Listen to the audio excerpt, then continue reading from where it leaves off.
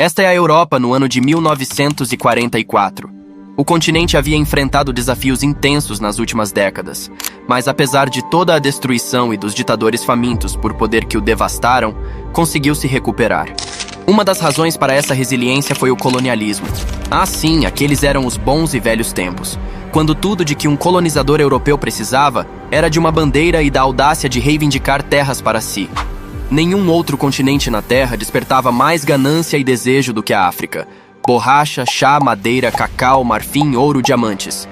Esses eram apenas alguns dos recursos mais cobiçados da região. No final do século XIX, a disputa por essas riquezas era intensa. Grã-Bretanha, França, Portugal, Espanha, Alemanha, Bélgica. Todas essas potências ansiavam por um pedaço da ação.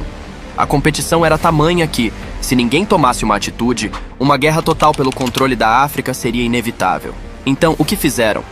Em 1884, os colonizadores europeus organizaram a famosa Conferência de Berlim. Sentaram-se ao redor de uma mesa para dividir o continente africano entre si. Dessa forma, todos poderiam garantir sua parcela justa da riqueza africana. Todos, exceto os verdadeiros donos da terra, os africanos.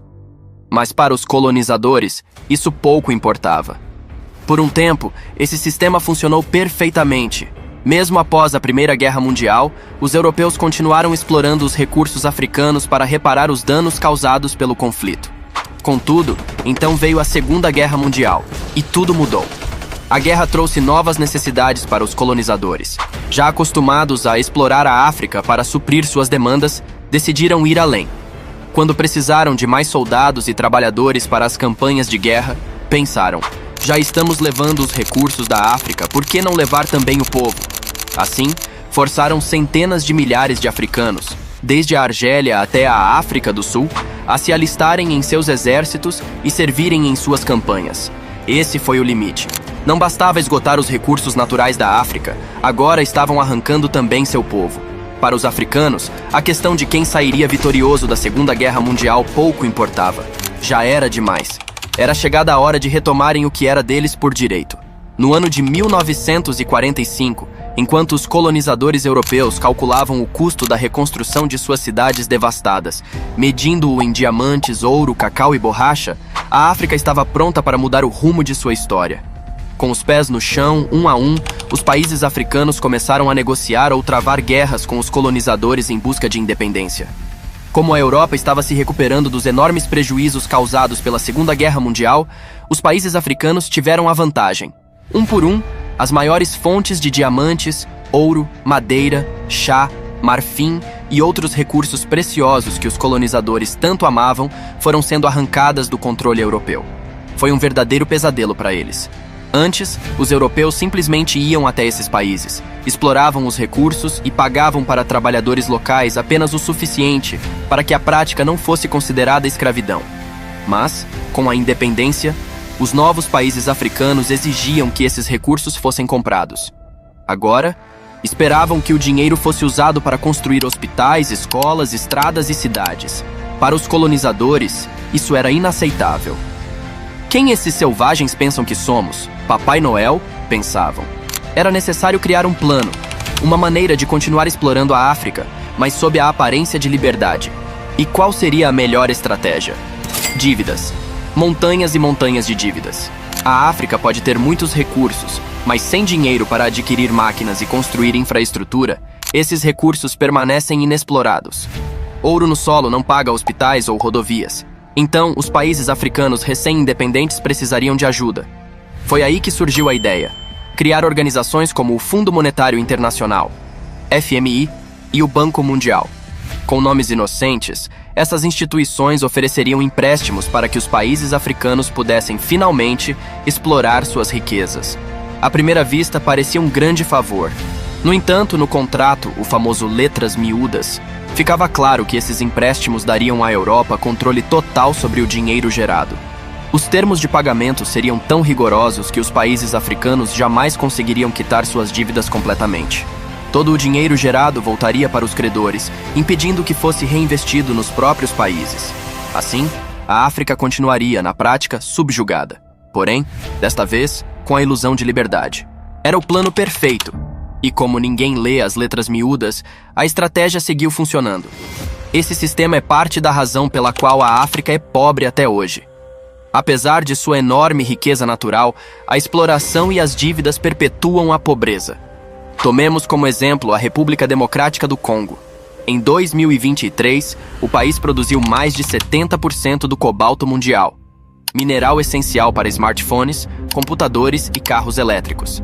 A África é também o lar de 1/3 das reservas minerais críticas do planeta, incluindo cobre, lítio, níquel e platina.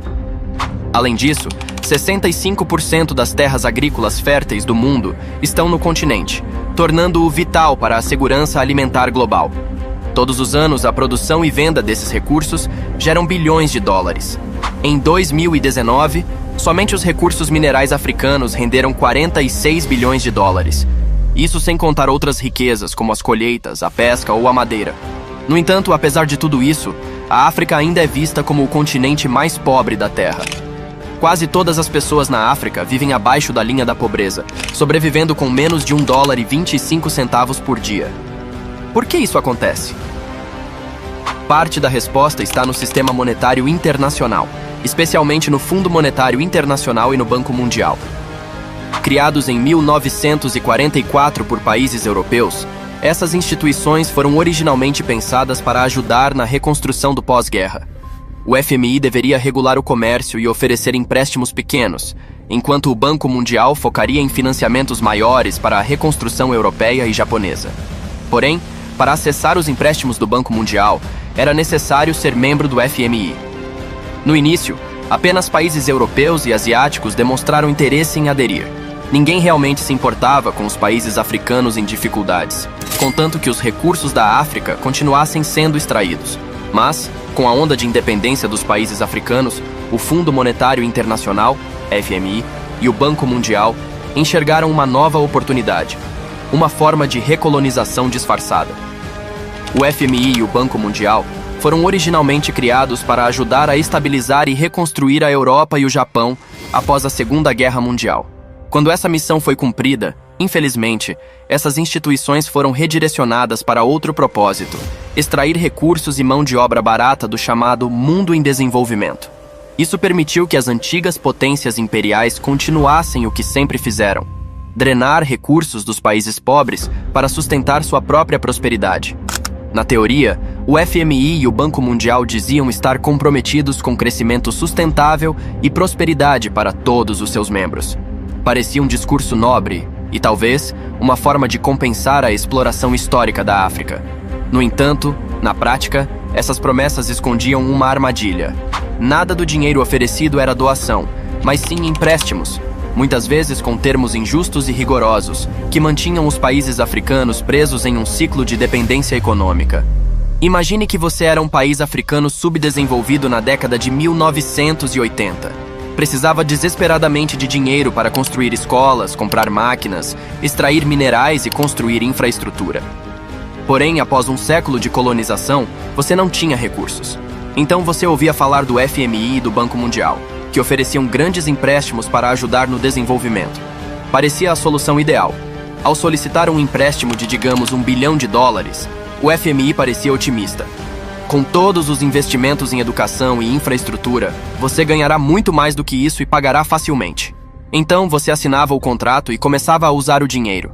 Porém, ao final do primeiro ano, já precisava pagar $80 milhões em juros.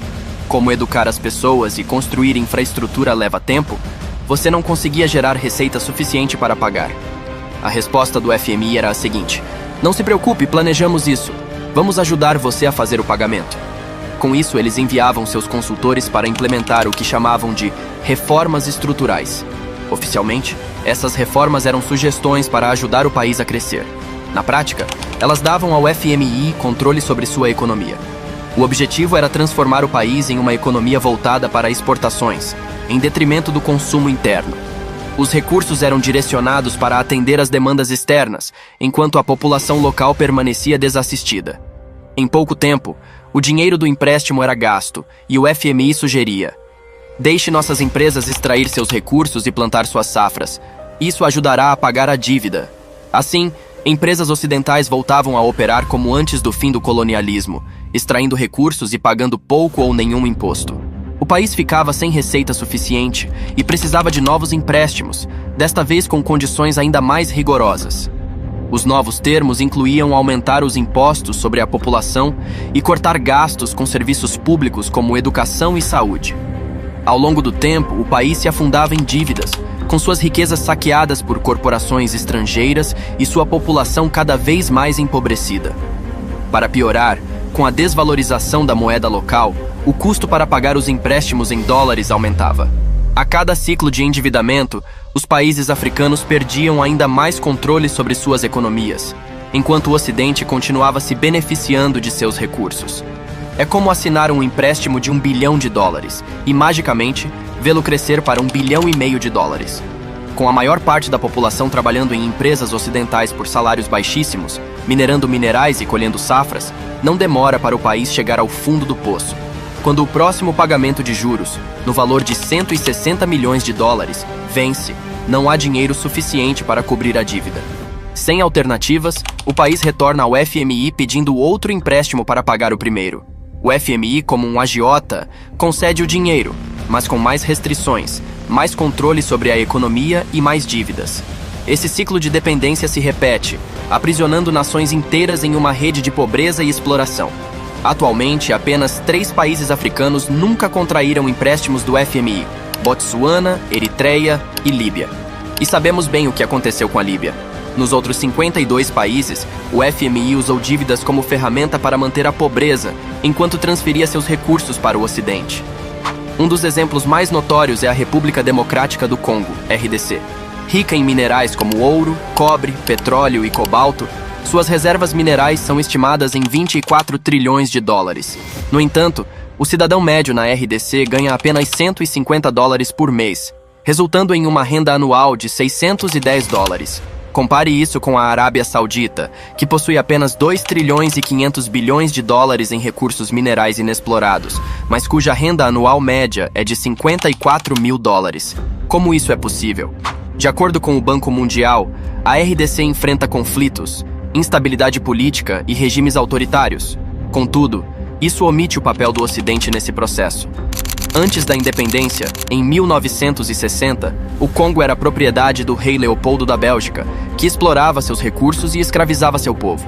Quando Patrice Lumumba foi eleito primeiro-ministro, seu plano de nacionalizar as empresas congolesas ameaçava os interesses ocidentais. Pouco depois, em uma coincidência, Lumumba foi assassinado, com o envolvimento de forças belgas e americanas. Com Lumumba morto, os EUA apoiaram Joseph Mobutu, um ditador que serviu a interesses ocidentais. Sob seu regime, a dívida externa da RDC saltou de 5% para 150% do PIB. Durante as décadas de 1980 e 1990, o FMI forçou o país a privatizar quase todas as suas empresas lucrativas, entregando-as a investidores estrangeiros. A estratégia era tão eficaz que documentos oficiais do Banco Mundial recomendavam abertamente que investidores privados controlassem as minas, enquanto o governo facilitava a privatização das empresas estatais. Atualmente, a África deve mais de US$ 42 bilhões ao FMI e US$ 1 bilhão e 400 milhões ao Banco Mundial. Os efeitos são claros. Quanto mais um país africano depende dessas instituições, mais pobre ele se torna. Botsuana, que nunca contraiu empréstimos do FMI, oferece um contraste. É um dos maiores produtores de diamantes do mundo, com uma dívida pública de apenas 18% do PIB em 2022 e uma economia em crescimento. Por outro lado, a Líbia, sob Muammar Gaddafi, usou recursos do petróleo para melhorar a educação, saúde e infraestrutura. Gaddafi até planejou criar um Banco Central Africano e uma moeda de ouro para combater o FMI e o Banco Mundial. No entanto, sua tentativa foi interrompida pela intervenção militar dos EUA e da OTAN, resultando na morte de Gaddafi e na confiscação de US$ 30 bilhões destinados ao Banco Africano. Por mais de 80 anos, o FMI e o Banco Mundial têm usado a dívida como ferramenta de controle, drenando recursos da África, mantendo salários baixos e elevando impostos. Contudo, a resistência está crescendo. No Quênia, protestos recentes desafiaram um aumento de impostos destinados a pagar juros das dívidas. No Níger, uma gigante francesa de mineração foi expulsa por explorar urânio a preços irrisórios. A pergunta que resta é: Mais países africanos se rebelarão contra essas dívidas predatórias ou será tarde demais para romper esse ciclo? Curtiu nosso conteúdo? Então você vai adorar o blog do Fala Bué. Lá mergulhamos fundo em artigos reflexivos, notícias impactantes sobre a África e o mundo, além de debates e pontos de vista que fazem você pensar. Acesse e explore mais. Até o próximo vídeo.